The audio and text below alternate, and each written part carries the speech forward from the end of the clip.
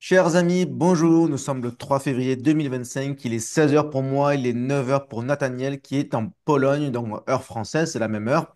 Et moi, je suis à Hong Kong comme d'habitude. Bonjour Nathaniel, comment vas-tu? Bonjour Marc, bonjour à tout le monde. Merci, ça va très bien. Et toi? Ça va très bien, merci. Ravi de te revoir. Je crois qu'on s'est vu il y a à peu près un an. Je regarde encore, je viens de retrouver la vidéo il n'y a pas longtemps. Je crois que c'était en mars 2024. On avait fait, tu es mon record en fait, tu es mon record de temps d'entretien. Et on a fait 4 heures. 4 heures d'entretien. On n'a pas vu le temps passer. C'était super intéressant. Aujourd'hui, on va essayer de faire plus court. J'essaie de faire des formats, il y a un quart d'heure, une demi-heure max. Si possible, on va essayer aujourd'hui. Mais en tout cas, c'est super intéressant de toujours échanger avec Ah, toi. bon. Alors, je rappelle pour ceux qui ne sont pas au courant que tu es responsable de reconquête en Pologne et maintenant dans toute la circo législative. Et tu es binational, donc tu n'es pas juste expatrié, tu connais très bien la vie locale, tu es implanté, tu n'es pas juste de passage. Donc voilà, donc, au niveau politique, tu es très engagé. Est-ce que tu peux me rappeler ce que tu fais aussi professionnellement? Est-ce que tu peux dire à nos auditeurs comment on peut te présenter? Alors oui, très bien. Je suis expatrié depuis 10 ans en Pologne. Je suis parisien à la base. Et je suis contrôleur de gestion. Donc, quand j'étais en France, j'ai eu une offre d'expatriation. C'était pour un contrat de 2 ans au départ. C'est une société française qui cherchait un contrôleur de gestion pour s'occuper de sa filiale en Pologne. Et j'ai accepté. J'ai accepté dans l'optique de m'installer en Pologne. J'ai des origines polonaises, comme tu l'as rappelé. Je suis bilingue et j'ai toujours eu cet appel pour mes racines en Pologne, ont toujours eu cette idée dans un coin de ma tête que si un jour j'ai l'opportunité, j'en profiterai pour aller vivre, travailler en Pologne. Donc j'ai eu cette opportunité, c'était en 2014, fin 2014, j'en ai profité, je l'ai saisi. Et donc là, ça fait plus de 10 ans et demi que je suis installé en Pologne. J'ai refait ma vie ici. Je suis très bien ici. Et les Polonais me demandent souvent si je n'ai, bah, ils me demandent pourquoi moi, le Parisien, viens habiter ici en Pologne. Ils me demandent si je n'ai pas envie de revenir à Paris. Et ma réponse est toujours que non, que je suis très bien ici en Pologne. J'habite à Varsovie, en périphérie de Varsovie, parce que je n'ai pas juste fait que répondre à une offre d'expatriation, mais c'était aussi un projet mûrement réfléchi de m'installer, de quitter la France et de m'installer, vivre à l'étranger. Donc, c'était pas juste une opportunité professionnelle, mais il y avait quelque chose de plus derrière. Des raisons personnelles, l'environnement, la qualité de vie, la Tout, bien culture. sûr, politique aussi, civilisationnel. Je pense que tu dois entendre ça régulièrement, très souvent, si ce n'est tout le Oui. temps. Oui, alors justement, est-ce que tu peux nous résumer ton point de vue, on va dire, donc civilisationnel, politique, comme tu viens de dire? Parce que moi, ça me fait penser souvent à des vidéos que je vois. Tu sais, je suis très réseaux sociaux. Je vois souvent des vidéos où les gens comparent l'Occident avec l'Europe de l'Est, la Hongrie, la Pologne, la Russie, etc. Bon, c'est pas l'Europe de l'Est, mais voilà. Mais en tout cas, tu vois l'ordre, la sécurité. Et on dit souvent que c'est la France d'avant, parce que maintenant, tu vois la France, le métro pourri, les racailles, etc. Est-ce que c'est pourquoi tu restes en Pologne? Presque. Il y a un peu de Racontez-moi. ça. Alors, je suis aussi journaliste. Et j'interviewe souvent des Français qui habitent en Pologne, qui sont expatriés pour des raisons très différentes souvent. Et l'année dernière, j'interviewais donc un Français qui habite à Varsovie et qui me disait que la Pologne, c'est la France des années 60. Est-ce qu'il retrouve effectivement, comme tu l'as très bien dit, il retrouve l'ordre, une forme d'ordre, une forme de la propreté dans les rues, le savoir-vivre aussi, qui n'existe plus en France depuis quelques décennies, qui se dégrade en fait. Ce n'est pas qu'il a cessé d'exister du jour au lendemain, mais qui se dégrade au fur et à mesure des décennies, des années, pour le niveau d'aujourd'hui, où on parle d'ensauvagement, où on parle de coupe-gorge, et même le Premier ministre François Bayrou a osé évoquer la submersion migratoire. Donc tout ça, ça fait partie, effectivement, ce sont des facteurs qui s'entremêlent et qui nous donnent un cocktail explosif qui fait que de plus en plus de Français, effectivement, cherchent à quitter la France. Euh, on le voit beaucoup dans le profil des expatriés. Dans les années 90-2000, souvent les expatriés, c'était des cadres d'entreprise qui partaient pour des missions. Voilà, ils étaient délégués par Alors, des parce qu'il y a du sociétés. business à faire, il y a une mission spécifique, c'est normal. Exactement. Ils vivaient entre eux dans les quartiers français, et ils envoyaient leurs enfants au lycée français, ils allaient aux soirées françaises, aux soirées de la chambre de commerce, et ça s'arrêtait là. Ils n'apprenaient pas la langue, ils n'avaient pas contact avec la population locale, rien du tout, ils vivaient entre eux. Depuis une quinzaine d'années, je dirais. Voilà, ça a commencé il y a une quinzaine d'années et ça s'intensifie depuis quelques années. C'est un autre type d'expatriation, ce sont des Français plus jeunes qui souvent ne travaillent pas nécessairement, qui viennent de finir leurs études ou qui sont toujours en période d'études et qui ne se contentent pas de s'expatrier pour 2 ans, mais qui fuient la France. Ils cherchent à s'installer à l'étranger. Exil. Euh, Tout à fait, voilà, certains vont appeler ça l'exil, euh, et qui partent non pour des raisons économiques, parce que bah, venir travailler en Pologne, abandonner tout ce qu'on a en France et venir travailler en Pologne, bah, ce n'est pas toujours facile. Euh, ou dans d'autres pays, hein, parce qu'il y a la barrière de la langue, et souvent ce sont des jeunes donc, qui n'ont pas le background, ils n'ont pas l'expérience professionnelle, ils ne travaillent pas dans de grandes entreprises, dans les grands groupes, mais tout simplement qui veulent changer de cadre de vie. Et c'est souvent des gens qui me disent, je ne le fais pas forcément pour moi, je le fais pour mes enfants. Et souvent des enfants qui n'ont pas encore. Donc, ils préfèrent avoir des Il voit à enfants long à terme. l'étranger. Et même, ce sont souvent des gens qui s'expatrient, enfin, qui s'exilent avec leurs épouses. Ou même, souvent, parfois, avec déjà leurs enfants. Je connais une famille, c'est un couple avec 2 enfants d'âge maternel primaire qui se sont expatriés dans le sud de la Pologne. Et ils Ils ont se des sont origines installés coloniales, là-bas. ils ont des liens avec la Pologne ou pas? Rien du tout, zéro. D'accord. Alors pourquoi ils ont choisi la Pologne et pas, par exemple, la Hongrie Oui, ou je d'autres connais pays? des gens qui partent en Hongrie aussi. Hmm.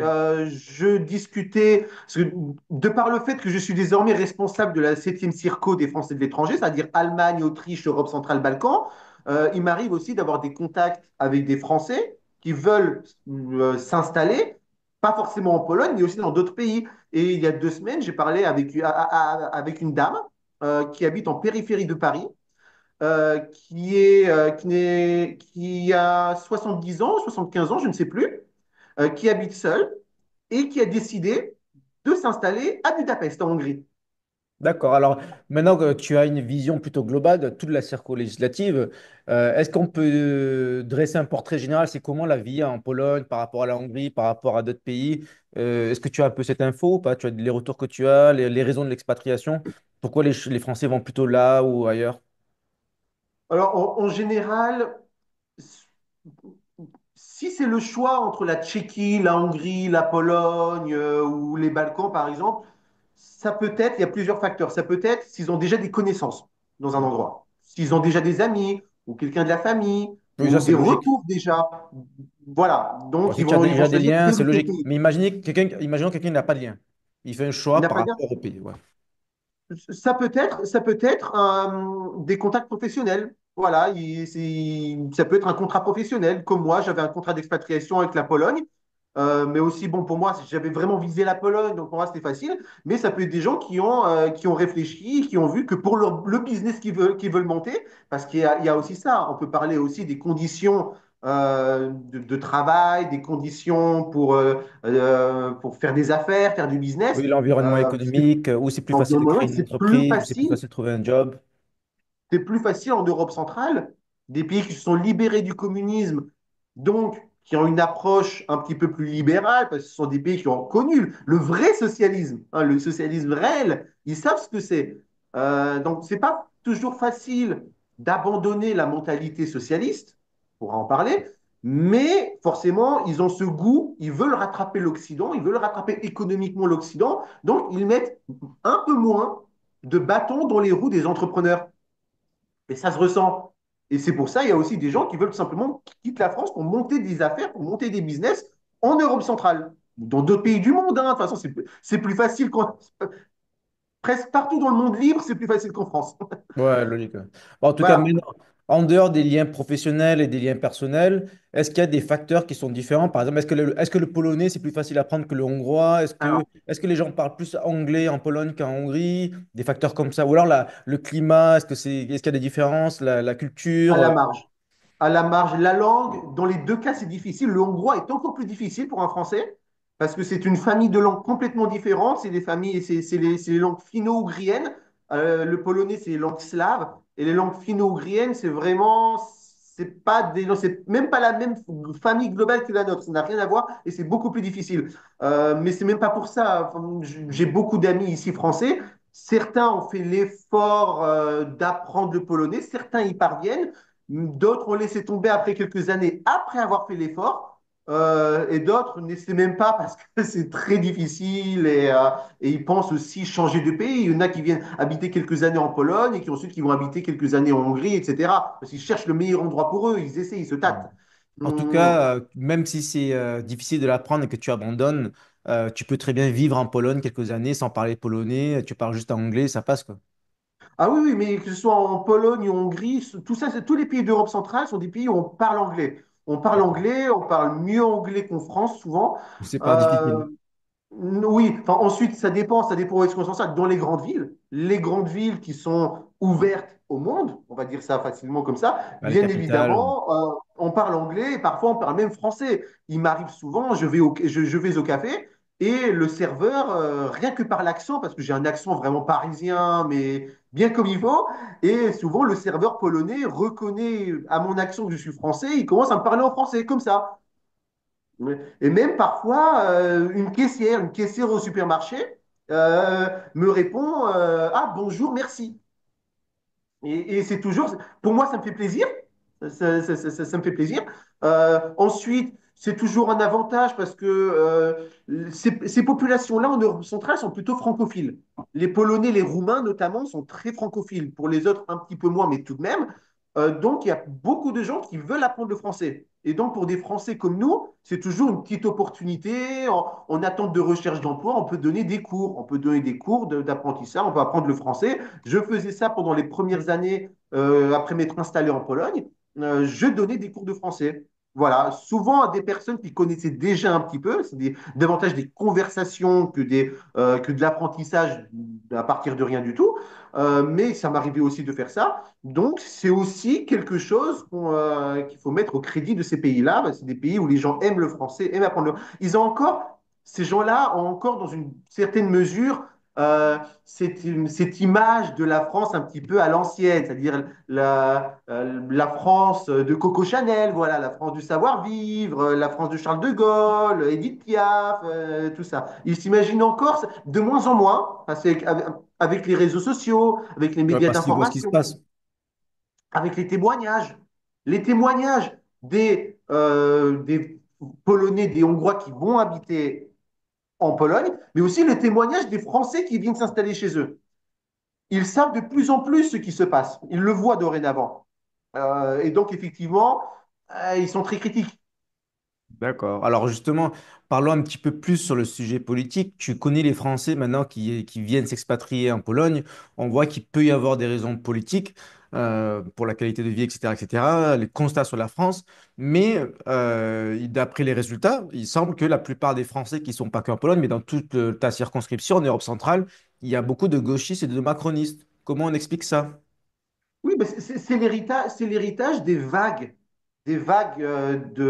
d'expatriation précédentes, c'est-à-dire les cadres. Principalement, pendant 20 ans, l'expatriation, c'était des cadres, souvent qui ont vu que le cadre de vie était meilleur ici, donc qui essaient de rester, même pour leurs enfants, ils le voient. Comme on dit, ils votent avec leurs pieds aussi, hein. C'est-à-dire, ils vont. C'est comme en France les élites envoient leurs enfants dans les meilleures écoles, eh bien, ceux qui ont la chance de pouvoir s'expatrier essaient d'envoyer leurs enfants dans le lycée français de Varsovie. Et pour leur bien, ils restent ici parce que c'est mieux pour eux que de revenir en France. Donc, ils préfèrent rester ici, continuer à travailler dans les grands groupes, parce il y a beaucoup de grands groupes français, il y a beaucoup d'entreprises françaises. Donc, c'est facile ensuite de rester, de trouver un emploi dans une autre entreprise française. C'est ce que je fais. Quand j'ai arrêté de travailler dans la société qui m'a expatrié, j'en ai tout de suite trouvé d'autres qui voulaient m'embaucher. Donc pour moi, c'était facile. Et donc pendant 20 ans, c'était des expatriés, des cadres, donc principalement des électeurs UMP, centristes, centre-gauche. Voilà. Et ça allait rester en grande partie. Et donc, ces électeurs-là se sont déportés sur le macronisme. Donc, c'est pour ça que le député de la 7e circonscription des Français de l'étranger, Frédéric Petit, réalise des scores extrêmement bons ici, parce que tout simplement, en Allemagne, principalement, c'est en Allemagne qu'il y a le plus d'expatriés français, on a les cadres, mais on a aussi les étudiants, tous les Erasmus, les étudiants qui, en grande partie, sont plutôt centre-gauche, on va dire, voire gauche. Et puis aussi, on a tout simplement l'expatriation en Allemagne. En général, ce sont des gens plutôt de gauche qui s'expatrient en Allemagne parce que l'environnement là-bas est davantage favorable au centre-gauche-gauche. Voilà. Alors que l'environnement en Europe centrale est davantage propice à une expatriation de droite. Et c'est ce qu'on note ces dernières années. Si les scores du RN augmentent en Europe centrale, si les scores d'Éric Zemmour sont excellents en Europe centrale, c'est à cause de cette nouvelle vague d'expatriation depuis 10 ans de Français qui fuient l'insécurité culturelle, l'insécurité physique, mais même l'insécurité économique, on va dire aussi, qui vont s'installer dans ces pays-là pour retrouver cette France d'il y a 50, 60 ans. Ah, donc, d'après toi, il n'y a pas vraiment de contradiction. C'est-à-dire que les gens qui viennent, qui sont, on va dire, plutôt de droite, en tout cas qui ont du bon sens, la tête sur les épaules, ils votent vraiment à droite. C'est juste qu'ils sont, voilà, si c'est minoritaire par rapport aux Français qui vont en Allemagne.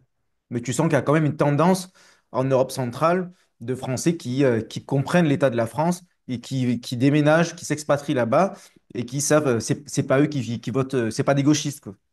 Non, non, non. D'accord. Alors, il y en a toujours. Je Oui, bien, il y connais en a des toujours Français beaucoup, à oui, Varsovie mais qui ok. votaient les filles. Voilà, et qui sont très bien ici, hein. Ils me disent, ah non, mais je suis très bien en Pologne, alors qu'ils vivent dans un pays de droite. Voilà. Alors que la Pologne est justement un pays qui a rejeté l'héritage de gauche, qui mène une politique qui est tout sauf de gauche. Mais voilà, ce sont des gens qui viennent ici parce qu'ils se sentent bien ici. Voilà. Ils ont cette honnêteté intellectuelle, on va dire. À moitié. D'accord, ben c'est bien, c'est intéressant ce témoignage de terrain parce que moi je pensais que c'était beaucoup plus similaire, on va dire, à l'Asie, à l'Asie, au Japon par exemple. Je sais qu'il y a beaucoup de gauchistes et de macronistes et pourtant le Japon c'est très à droite, on va dire que c'est extrême droite au niveau sécurité, au niveau immigration, etc. Donc je me suis dit l'Europe de l'Est, c'est un petit peu, ou l'Europe centrale, c'est un petit peu comme l'Asie où il y a beaucoup de gauchistes parce qu'en fait ce sont des gens qui profitent du système de sécurité, etc., etc., mais leurs valeurs sont à gauche. Des bobos, quoi. Donc, comme Alors, tu il y en parlais un a. petit peu au début, je pense. Il y en a toujours la majorité. Si Hmm. je dis que la droite réalise des scores de meilleurs d'élection en élection, ça ne veut pas dire qu'il est majoritaire. Hmm. Le macronisme reste largement majoritaire parce que c'est encore cette vieille communauté de Français expatriés des années 90, 2000 et début 2010. Ils sont encore extrêmement majoritaires. Ils le seront encore pendant quelques années. Euh, Mais il y a une tout, tendance, ça tout, change quand même. mais Tu le la sens. tendance, mais petit à petit, ça se fait progressivement. Ça se fait Hmm. progressivement. C'est-à-dire que Emmanuel Macron, en Pologne, est toujours capable d'obtenir au premier tour de la présidentielle entre 40 et 60%. C'est incroyable. Voilà.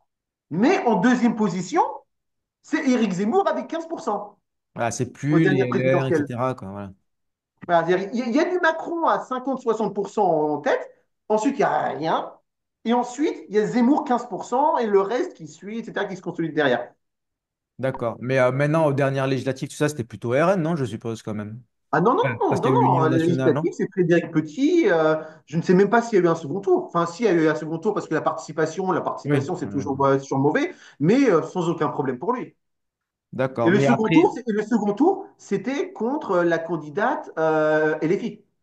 oui, d'accord, ouais. Mais je veux dire, Parce la que c'est première force l'Allemagne. de Parce que droite, c'est l'Allemagne. C'est le premier l'Allemagne. candidat de droite, c'était probablement le RN, quand même. Parce qu'il y a eu l'Union RN, Marion Maréchal-Ciotti. Là, ça a tout changé, non? Oui, mais Je regarde. sachant qu'il y avait aussi la candidate Reconquête qui a grappillé quelques points, pas beaucoup, mais tout de même. En troisième position, je ne sais plus, je dois vérifier, mais c'était vraiment anecdotique. Ça ne menaçait pas du tout la finale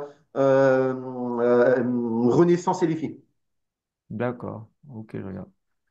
Très Mais bien. ça augmente. Mais je veux dire, d'année en année, ça va changer. C'est un Si ce n'est champ. pas la prochaine, ce sera la fois suivante. Mytho. Frédéric Petit, 37%.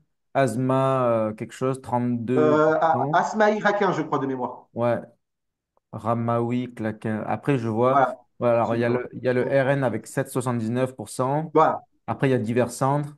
Voilà. Et je vois pas. Reconquête, ouais, c'était juste 1,24%. Bah, c'est un peu comme Voilà. partout, quoi. Voilà. Voilà. Mais avec voilà, 7-8%, 9%, l'union des droites dans notre circo, c'est pas encore la folie. Mais c'est à cause de l'Allemagne. Et tout ça, c'est à cause de l'Allemagne. Parce que 90% des électeurs Ah oui, de oui, notre là, je regarde la circonscription circo législative. Ouais. sont en Allemagne. Et Hmm. c'est ça le problème. La circonscription consulaire, là par contre, c'est différent. Le découpage est D'accord. différent. La circonsulaire, c'est que la Pologne ou il y a d'autres pays avec? Alors non, parce qu'au fait, oui, les élections consulaires, c'est par pays, sauf dans vraiment les très petits pays où il y a peu de Oui, oui. Français. Et là, ils font une. Par exemple, les Balkans occidentaux plus la Bulgarie, c'est une liste. Bah, pour les consulaires. Donc c'est ensemble. Mais la Pologne, il y a 4500, 5000 Français inscrits sur la liste électorale consulaire. Là, on peut faire une liste sur le pays. L'Allemagne, c'est tellement, il y a tellement de Français, il y en a 100 000, je crois, inscrits sur la liste électorale, que là, il y a trois listes, quoi. Il y a trois circonscriptions consulaires. Ouais, Voilà. ouais, en Chine, il y en a Par quatre. contre, mais derrière, il y a aussi l'élection pour les représentants pour l'Assemblée des Français de l'étranger. Oui, la Et FE. là, le découpage est différent. C'est un autre découpage que pour la législative. Là, Ouais, c'est l'Europe centrale avec la Russie, l'Ukraine, sans l'Allemagne, mais avec la Russie et l'Ukraine. Et la Russie et l'Ukraine, surtout la Russie, c'est aussi un pays où la droite est très forte. Là-bas, c'est vraiment ouais. le RN Reconquête qui La sont vraie les droite. deux premiers. Voilà. Et donc, avec ces deux pays-là, avec l'Europe centrale, là, effectivement, il est possible de faire quelque chose. D'accord. Ouais, Sans l'Allemagne. je viens de regarder. Là, tu vois, tu as une circo que pour la Pologne. Pour, Ouais. pour, les, pour les conseillers Pour consulaires, les oui. conseillers consulaires, ouais. Mais Il y a si tu combien d'élus, regardes tu sais? ensuite, Trois, je crois. trois, oui.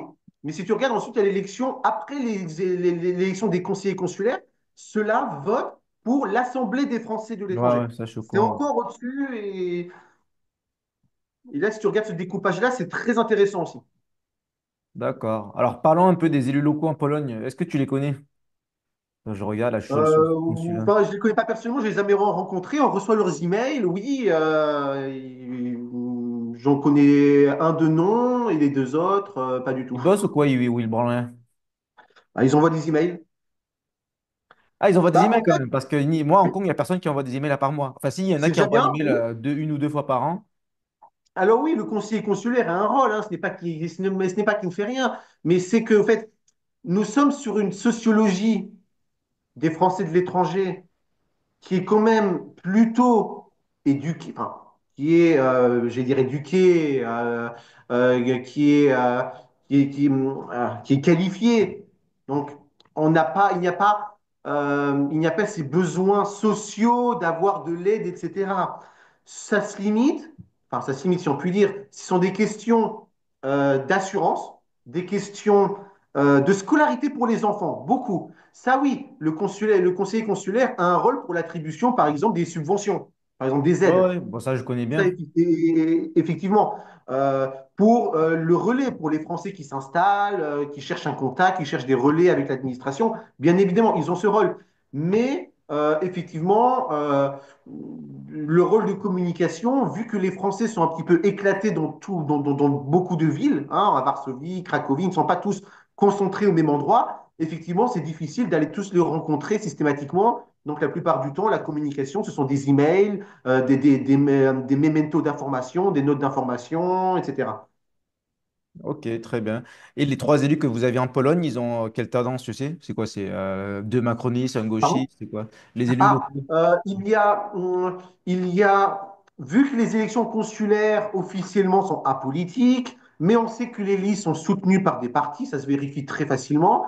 Il y a un conseiller qui a été élu sur une liste soutenue par le PS, une par plutôt centre-droit et l'air, et un qui se dit plus indépendant, ce qui est possible aussi, mais on sait que c'est plutôt centriste. Donc, c'est le spectre Ah oui, vraiment là, des tu parles de tendances. la SFE, je crois, non? Moi, je connais Eric Salva. Exactement. Salut Eric, ça va si tu me vois, c'est un gars bien, je le connais. Exactement. Je sais pas s'il a une bonne réputation localement, mais je le connais. Bah, c'est le plus connu. Et de toute façon, oui, leur réputation est plutôt neutre en général, parce que les contacts avec eux sont extrêmement limités, vu que on est sur une sociologie qui n'a pas vraiment besoin d'avoir des contacts avec les conseillers consulaires, excepté pour les questions, comme je disais, d'aide à la scolarité, etc. Euh, mais ça aussi, ça concerne beaucoup ces, ces expatriés d'anciennes écoles. Les nouveaux expatriés, plutôt de droite, eux ont beaucoup moins de contact avec les officiels, on va dire, les représentants de la communauté française. Eux, ils s'intègrent beaucoup plus, ils envoient leurs enfants dans les écoles polonaises normales et ils passent beaucoup moins par l'ambassade, le consulat. Donc pour eux, effectivement, les conseillers consulaires, c'est chose de beaucoup plus abstrait. Ok, logique. Alors toi, est-ce qu'on peut parler de reconquête? Qu'est-ce qui fait que, est-ce que tu peux dire à ceux qui nous regardent, pourquoi tu t'engages pour Reconquête et pas LR, RN, UDR, Mario Maréchal, etc. Ah, ça va être très simple. Ça fait 3 ans que je me suis engagé auprès de Reconquête, tout simplement parce que c'était Éric Zemmour. Je suivais Éric Zemmour depuis les années 2000, depuis la moitié des années, la mi-année 2000 en fait, quand il a commencé à apparaître à la télévision, sur France 2, etc. Et tout simplement, je le regardais, je le lisais, je le regardais, ça me plaisait. J'ai suivi vraiment, j'ai accompagné, j'ai suivi sa montée en popularité. J'ai lu tous ses livres, j'ai regardé toutes ses émissions, et tout simplement, j'aimais ce qu'il disait. Tout simplement, euh, c'était l'une des personnalités médiatiques qui ont, on va dire, débloqué le vote à droite, qui était, on va dire, crispé par la personnalité de Jean-Marie Le Pen et par le Front National d'ailleurs. Et il y avait une véritable volonté de droite de voter à droite, alors que l'UMP LR avait vraiment, c'était déporté sur le centre-gauche idéologiquement, et le RN qui était toujours, le FNRN qui était toujours diabolisé, il y avait vraiment de l'espace pour un véritable parti, un véritable positionnement libéral-conservateur. C'est-à-dire, quand je dis libéral, c'est plutôt économiquement, on va dire, conservateur fiscal. Ce qui C'est-à-dire manquait au quelqu'un, RN. exactement, quelqu'un qui dénonce les abus de l'État nounou, de l'État-providence, de l'État social. Voilà. De l'État total, certains vont dire. Du trop-plein fiscal, du matraquage fiscal. Voilà. Et d'un autre côté, un conservatisme plutôt sociétal, donc avec des positions marquées non seulement sur l'immigration, mais aussi sur les questions comme le mariage homosexuel, par exemple, où Reconquête est beaucoup plus claire que Marine Le Pen. Clairement, ce n'est pas un secret, je veux dire, c'est faire offense à personne que de l'affirmer. Oui, tu le vois, Sur, par exemple, lors de la cérémonie des JO, le RN n'a pas dit grand-chose sur le wokisme. Voilà, ou donc ils très peu, sont voilà, très discrets quelques sur ce élus sujet. Donc, peut-être, on est quelques bien d'accord pour commentateurs liés au Reconquête, RN, etc. quelques élus, mais au niveau de l'état-major, très peu de choses. Voilà. Donc, sur les questions sociétales, un conservatisme, sur les questions économiques, un libéralisme, pas un libéralisme extrême à l'américaine, vraiment Oui, mais un rien. libéralisme de Éric bon sens, Zemmour, quoi. Pas la retraite à voilà, 60 ans Éric ou Zemmour 70, reste quoi. attaché à une certaine forme de modèle social français, mais débarrassé du trop-plein administratif, bureaucratique, fiscal, et surtout débarrassé de l'extrême générosité à l'égard des étrangers, des criminels étrangers, etc. Bon, Voilà, on c'est est du bien bon d'accord. sens. Comme tu dis, c'est du bon sens. Voilà. Alors, mais on est bien d'accord sur ces sujets idéologiques. Maintenant, si on élimine le RN, il faut avouer que, il n'y a plus que Reconquête. Il y a aussi IDL de Marion Maréchal et peut-être même UDR de Ciotti. Alors, j'interviewais récemment François Huguenin, qui est un intellectuel, un écrivain français, et je lui ai posé cette question. Je lui ai dit qu'il y avait actuellement, des années, des décennies sans, il y avait soudainement plusieurs partis de droite, libérale, conservatrice, identitaire qui étaient apparus sur le marché électoral, on va dire. Il y avait Reconquête, il y avait Eric Ciotti et il y avait Identité et Liberté de Marion Maréchal. D'accord. Il m'a répondu que en réalité, tout ça avait commencé, l'initiateur, c'était Éric Zemmour avec Reconquête. Parce que euh, Marion Maréchal, c'est une dissidence de Reconquête, euh, et Éric Ciotti, c'est une initiative individuelle plutôt.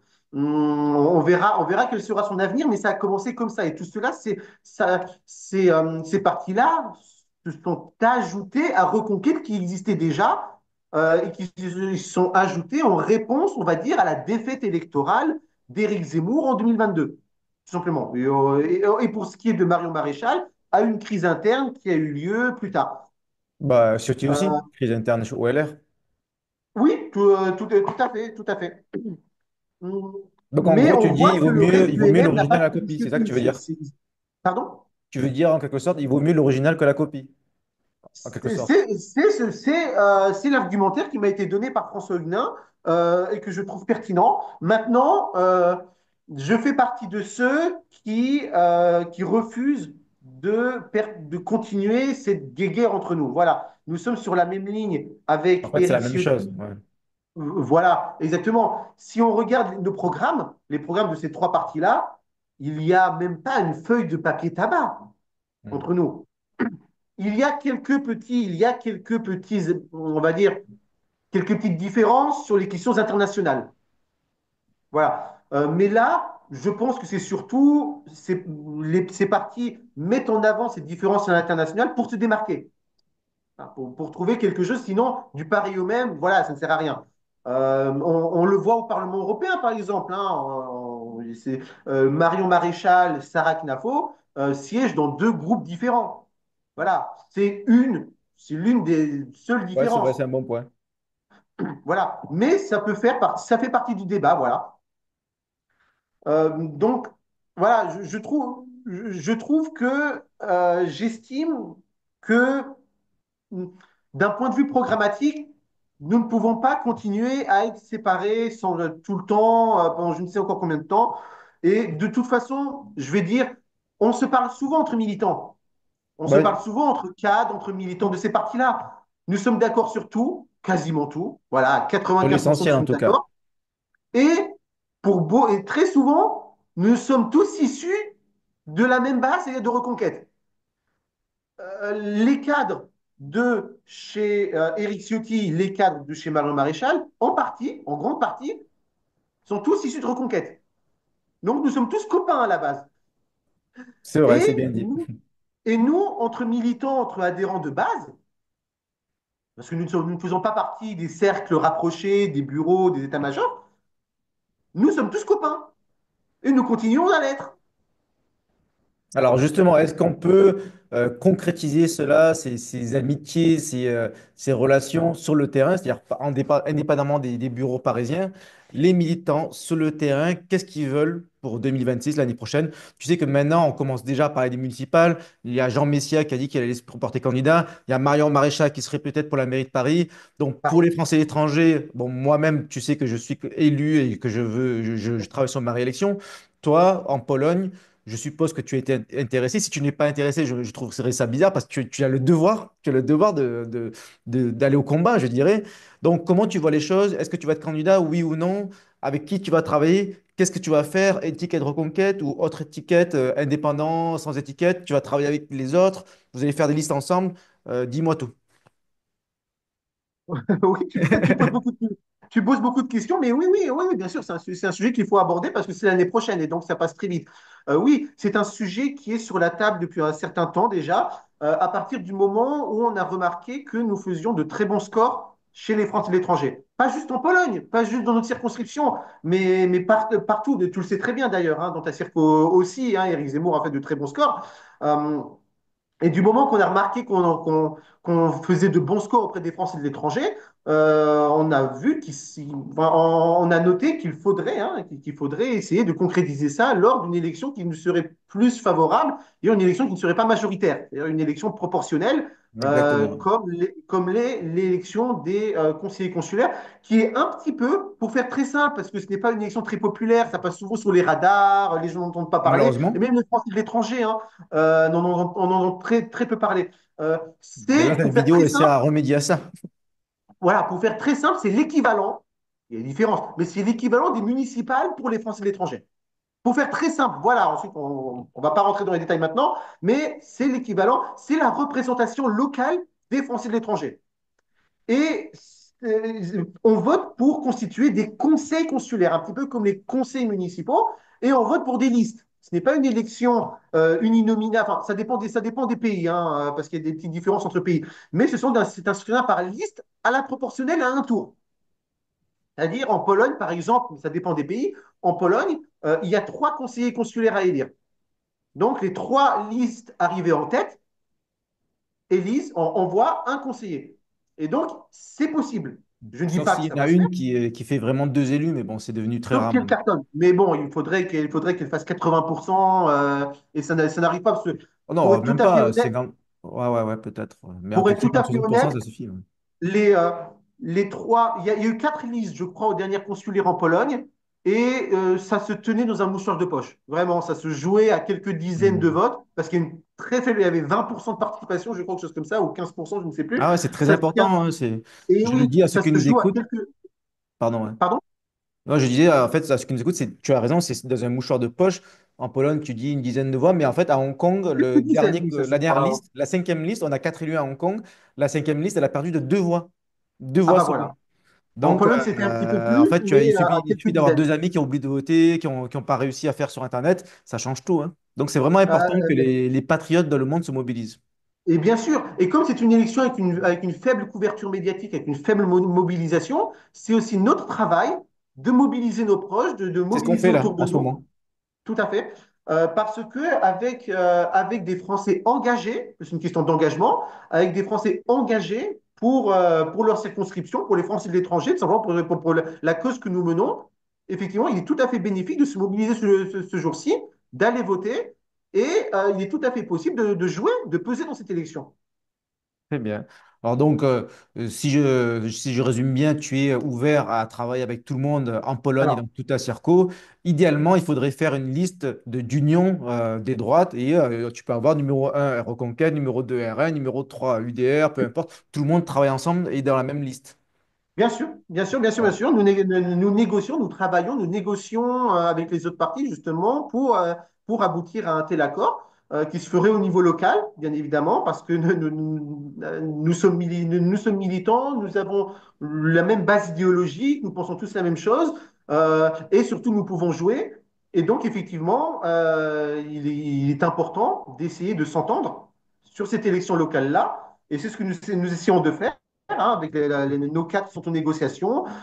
Au niveau local, souvent, les militants, ceux qui étaient abasourdis par les crises internes qui ont eu lieu l'année dernière, qui n'ont Ouais, pas le grand compris n'importe pourquoi quoi. c'était passé, qui se tiennent loin des affaires d'appareil, ils n'ont pas compris.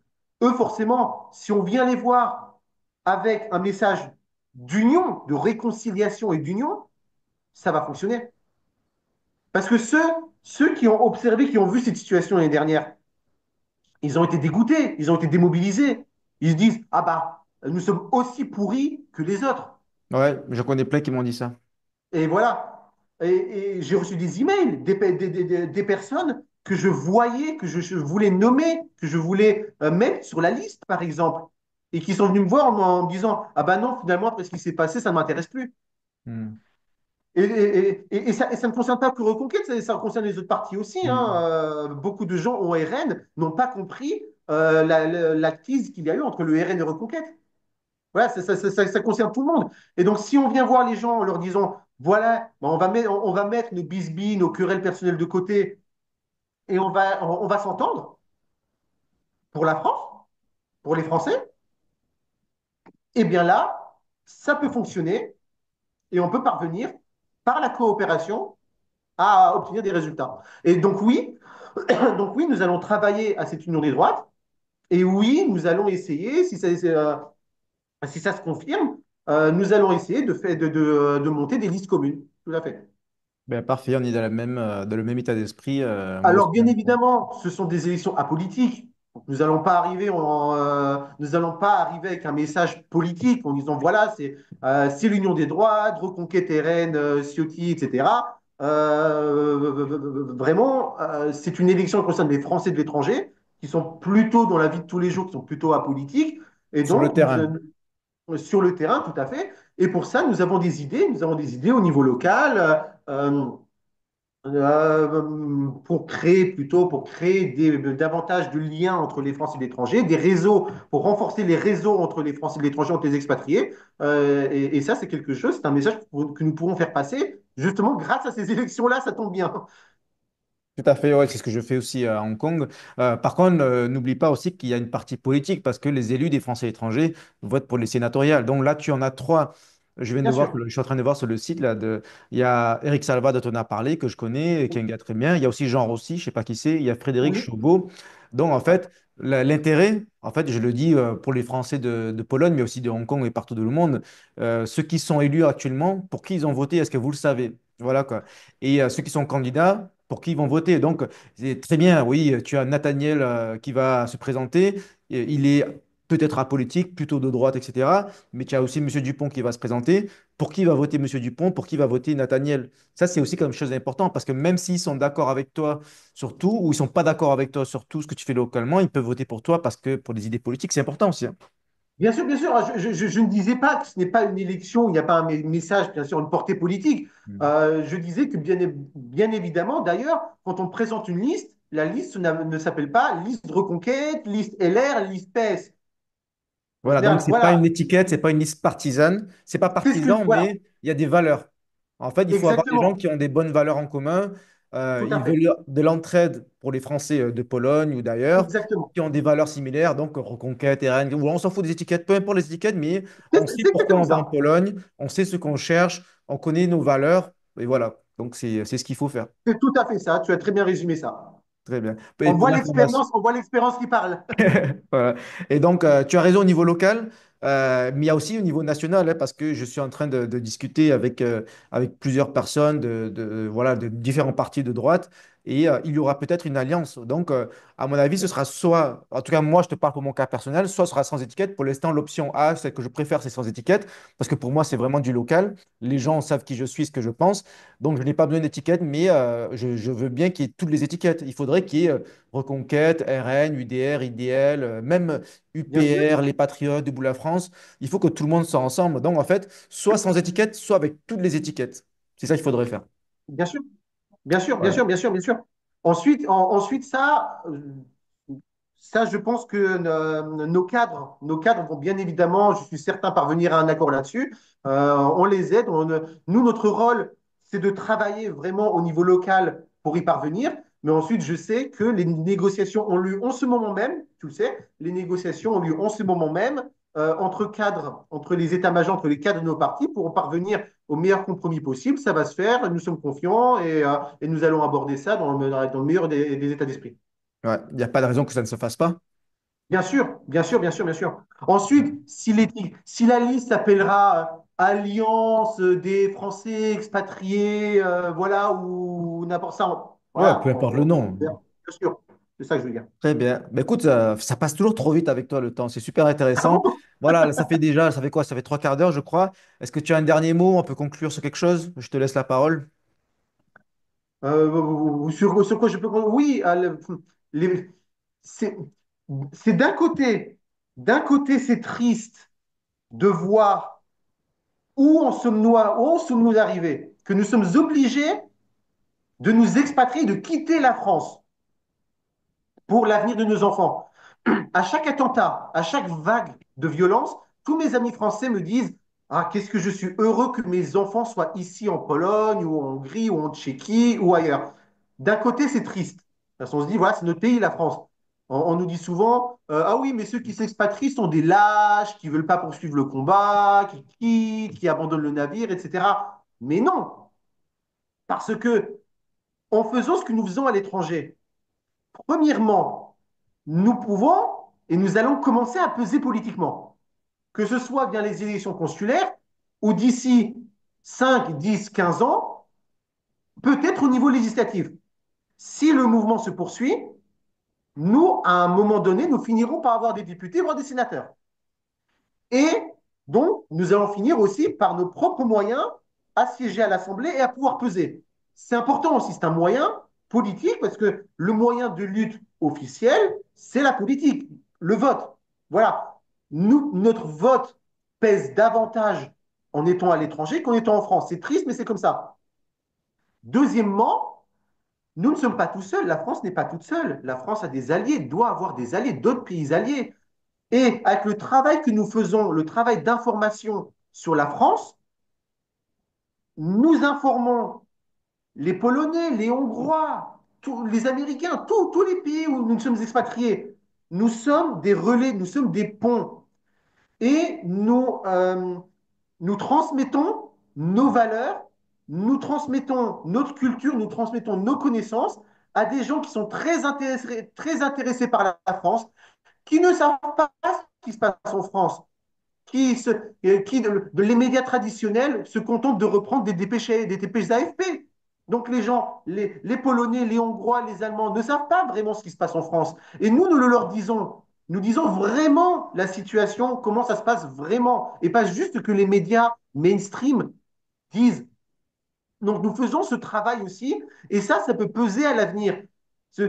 Nous sommes aussi, nous sommes des traits d'union entre des militants conservateurs, patriotes, identitaires, de droite, libéraux, dans nos pays où nous habitons, et grâce à cela, nous pouvons créer des coopérations, voilà, des états d'esprit plutôt ouverts entre nos partis de droite patriotes en France et ces partis-là conservateurs en Pologne.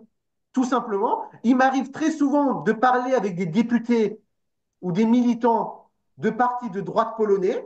Je leur explique que nous sommes alliés au Parlement européen, que nous sommes d'accord sur telles idées. Et des fois, ils me disent, mais ils ne savaient pas du tout.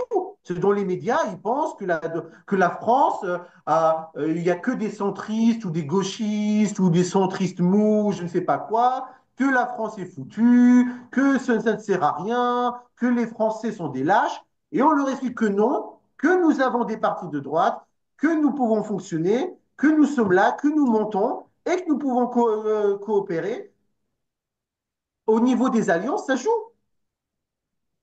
Et ces partis de droite, polonais, hongrois, tchèques, voient qu'il y a des Français ouverts à eux, qui leur parlent, voilà, qui leur transmettent ces informations et avec lesquels on peut s'entendre. Et ça peut aider. Je prends un exemple très simple. Marion Maréchal, on constate tout le travail qu'elle a pu faire grâce à ses liens personnels avec l'Italie. Voilà, je ne vais pas Ouais, rentrer très dans les juste. détails parce que c'est sa vie privée à elle, mais je pense que tout le monde est au courant que grâce à ces liens personnels, voilà, on peut créer des passerelles, on peut créer des sympathies mutuelles, communes entre nos pays. Et ça aussi, c'est un rôle que nous, Français exilés, expatriés, le terme n'a pas d'importance, pouvons avoir à l'étranger. Donc c'est important, donc, nous ne sommes pas des lâches qui quittent le navire, non, nous poursuivons la lutte d'une autre manière, tout simplement. Écoute, c'est très bien dit, surtout sur voilà, le patriotisme à l'étranger. Mais merci beaucoup, Nathaniel. C'est toujours un plaisir d'échanger avec toi et on se reverra dans quelques semaines, quelques mois. On reste en contact. Bien À sûr, avec grand bientôt. plaisir, merci beaucoup et à très bientôt. Bye bye.